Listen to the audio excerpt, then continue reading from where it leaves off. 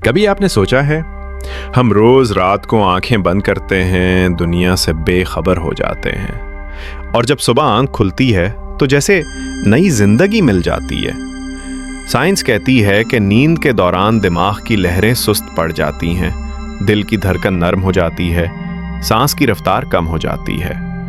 लेकिन एक लम्हे को सोचिए, अगर ये सब निज़ाम जरा सा भी बिगड़ जाए।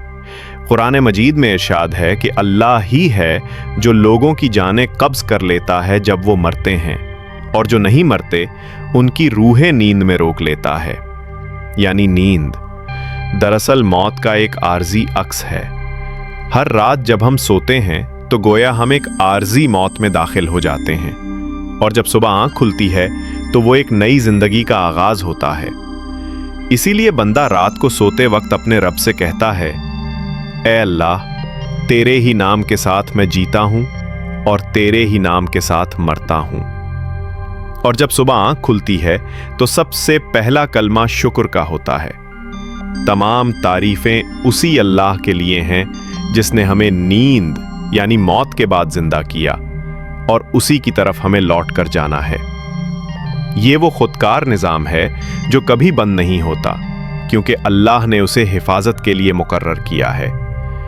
इसीलिए हम नींद में भी करवट बदलते हैं, थूक निकलते हैं, सांस लेते हैं, ख्वाब देखते हैं।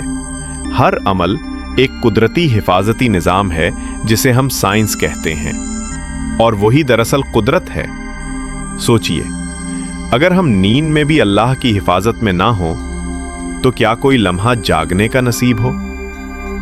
नींद एक आर्जी मौत है और जागना जिंदगी का नया तोहफा।